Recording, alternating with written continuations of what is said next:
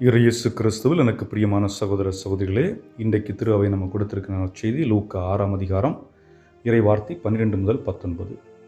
இன்றைய நற்செய்தியில் 3 முக்கிய நிகழ்வுகளை பார்க்க முடிகிறது. முதலாவது, இயேசு இரவு முழுவதும் தனிமையில் மலைப்பகுதிக்கு சென்று ஜெபம் செய்கின்றார். இரண்டாவது, ஜெபித்து விட்டு வந்து 12 சீடர்களை தேர்வு செய்கின்றார். மூன்றாவது, அவரிடம் வந்த பலாயிரம் மக்களை குணப்படுத்துகின்றார். முதலாவது சிந்தனை, முக்கிய முடிவு எடுப்பதற்கு முன்பு இரவு முழுவதும் நாம் ஜெபிக்க வேண்டும் என்று இயேசு நமக்கு தன்னுடைய வாழ்வின் வழியாக சொல்லிக் கொடுக்கின்றார். நாம் இந்த சத்தம் நிறைந்த உலகில் வாழ்ந்து கொண்டிருக்கின்றோம். உலகத்தில் பலவிதமான வளர்ச்சிகள், தொழில்நுட்ப வளர்ச்சி, அறிவியல் வளர்ச்சி, டெக்னாலஜி என்று பல்வேறுபட்ட வளர்ச்சிகளில் நாம் நம்மை புகுத்தி கொண்டே சென்று கொண்டிருக்கின்றோம். ஆகவே தொடர்ந்து நம்முடைய காதுகளிலும் நம்முடைய சிந்தனைகளிலும் ஏதாவது ஒன்று ஒலித்து கொண்டே இருக்க வேண்டும் என்ற ஒரு நிலைப்பாடு இன்று இருக்கிறது. அதுபோன்று செயலுக்கு பின்பு ஜெபம் என்ற ஒரு சிந்தனை நம்மிடம் இருக்கிறது. ஆனால் இயேசு சொல்லுவது என்ன? முதலில் ஜெபம், அதன் பிறகு செயல். காரணம், இயேசு இன்றைய நற்செய்தியில் பார்க்கின்ற பொழுது சீடர்களை தேர்வு செய்வதற்கு முன்பாக ஜெபிக்கின்றார் இரவு முழுவதும். அதுபோன்று பெரிய பெரிய நிகழ்வுகளை அவர் செய்வதற்கு முன்பாக ஜெபிப்பதை பார்க்கின்றோம். தன்னுடைய பாடுகளுக்கு முன்பாக கெத்செமனி தோட்டத்திலே இயேசு ஜெபிப்பதை பார்க்கின்றோம். இவ்வாறு ஒரு செயலுக்கு முன்பும் பின்பும் ஜெபிப்பது வழக்கம். ஆனால் அதிகமாக முன்பு ஜெபிப்பதை இயேசு தன்னுடைய செயலாக கொண்டிருந்தார் என்பதை பார்க்கின்றோம். ஆகவே இயேசுவுக்கே அமைதி, ஜெபம் அந்த அளவிற்கு தேவைப்பட்டால் நமக்கு எந்த அளவிற்கு தேவைப்படும் என்பதை எண்ணி பார்ப்போம். இன்று நாம் வாழ்ந்து கொண்டிருக்கின்ற இந்த சூழலிலே நாம் தைரியம் உள்ளவர்களாக இருக்க வேண்டும், தெளிவுள்ளவர்களாக இருக்க வேண்டும், அமைதி உள்ளவர்களாக இருக்க வேண்டும் என்றால் நமக்கு தேவை ஜெபம். ஏனென்றால் ஜெபம்தான் ஒரு மனிதனை தெளிவுள்ள மனிதனாக மாற்றுகிறது, தெளிவுள்ள சிந்தனை உள்ளவனாக மாற்றுகிறது, தைரியம் உள்ளவனாக மாற்றுகிறது, அதுபோன்று அமைதியின் பிறப்பிடமாக மாற்றுகிறது. இரண்டாவது சிந்தனை என்னவென்று பார்க்கின்ற பொழுது, இயேசு 12 சீடர்களை அழைத்தல் என்பது திருமுழுக்கு பெற்ற எல்லாரும் நாம் அழைக்கப்பட்டிருக்கின்றோம். ஆனால் அழைத்த பிறகு தூரத்திலிருந்து பின் செல்வதல்ல. பலர் சொல்வார்கள், நானும் கிறிஸ்தவன் தான், ஆனால் கோயிலுக்கு போகிறதில்ல.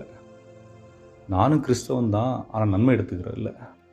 நானும் கிறிஸ்தவன் தான், ஆனால் ஓகே அப்படி. அதாவது மேலோட்டமான கிறிஸ்தவர்கள். அப்படி அல்ல, மாறாக இயேசுவோடு உடனிருப்பதாக இந்த அழைத்தலுக்கு யார் யார் இயேசு அழைத்திருக்கின்றார்? துறவிகளை மட்டும் அழைக்கவில்லை, குருக்களை மட்டும் அழைக்கவில்லை, திருமண உறவில் உள்ளவர்களை மட்டும் அழைக்கவில்லை, மாறாக அனைத்து மக்களையும் அழைக்கின்றார். இந்த அழைப்பு எதற்கானது? ஒரே ஒரு நிகழ்வுக்கானது. நாம் புனிதத்தில் வாழ்வதற்காக, புனித நிலை அடைவதற்காக. ஆக புனித நிலை என்பது எல்லாருக்கும் உரியது. இதற்கு குருக்களுக்கு மட்டும்தான், அருட்சகோதரிகளுக்கு மட்டும்தான், அல்லது ரிலீஜியஸ் ஃபாதர்ஸ் சிஸ்டர்ஸுக்கு மட்டும்தான் அப்படிங்கிறதெல்லாம் இல்லை. எல்லாரும் புனித நிலை அடைய வேண்டும். ஆகவே அழைத்தல் என்பது நம் அனைவருக்குமானது என்பதை இயேசு இன்று அந்த நற்செய்தி தெளிவுபடுத்துகின்றார். ஆனால் நாம் என்ன செய்கின்றோம்? பல நேரங்களில் நம்மை நாமே உயர்த்தி பிடிக்க முற்படுகிறோம். நம்முடைய வெற்றி, எனது ஆசை, எனது எண்ணம், இவைகள் நிறைவேற வேண்டும் என்று என்னை முன்னிலைப்படுத்தக்கூடியவர்களாக இருக்கின்றோம். புனித நிலைப்படுத்துவதற்கு பதிலாக நான் என்ற அகந்தையை முன்னிலைப்படுத்தக்கூடியவர்களாக இருக்கின்றோம். அன்புக்குரியவர்களே, இந்த அழைத்தல் எதற்காக? ஏனென்றால் நாம் எப்பொழுது நம்மை புனிதப்படுத்துவர்களாக இருக்கின்றோமோ அப்பொழுது நம்முடைய வாழ்வு உண்மையிலேயே பிறருக்கான வாழ்வாக மாறுகிறது. ஏனென்றால் இயேசுடைய அழைப்பு தனக்காக வாழ்வதற்காக அல்ல, மாறாக பிறர் பணிபுரிய, நற்செய்திக்கு சான்று பகர, பிறருக்காக வாழ, பிறருக்காக உதவ, பிறரோடு நம்முடைய வாழ்வை ஒன்றிணைய செய்வதுதான். மூன்றாவதாக பார்க்கின்ற பொழுது இயேசு குணப்படுத்தக்கூடிய மனிதராக இருக்கின்றார். ஆயிரக்கணக்கான மக்கள் அங்கே கொடுக்கின்றார்கள். தன்னிடம் வந்த எல்லா மக்களையும் குணப்படுத்துகின்றார்.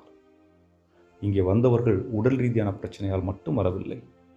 கவலை, தனிமை, உறவுகளில் உடைவு ஏற்பட்டவர்கள், அடிமை, போதைக்கு அடிமை, மதுவுக்கு அடிமை, ஒரு சில செயல்களுக்கு அடிமை, அல்லது தொழில்நுட்பத்துக்கு அடிமை, மொபைல் ஃபோனுக்கு அடிமை, இதுபோன்ற அடிமைத்தன இன்றைய காலகட்டத்தை பார்க்கின்ற பொழுது ஆகவே இதுபோன்று பல்வேறுபட்ட பிரச்சனைகள் நமக்கு இருக்கிறது. பல்வேறுபட்ட நோய்களை சுமந்து கொண்டு இருக்கின்றோம்.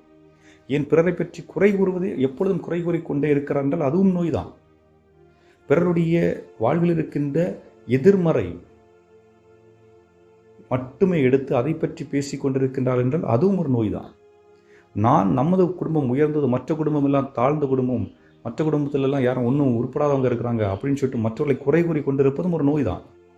இதுபோன்று எப்பொழுதெல்லாம் நெகட்டிவாக இருக்கிறோமோ அப்பொழுதெல்லாம் அது நோயை மையப்படுத்துகிறதாக.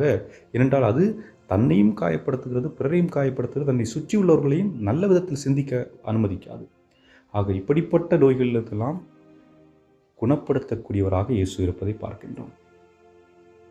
அதன்போன்று அந்த கூட்டம் இயேசுவை நெருங்கி தொட வந்தது போல இயேசுவை நெருங்கி தொட வருகின்றார்கள். இயேசு அவரை தொடுகின்றார்.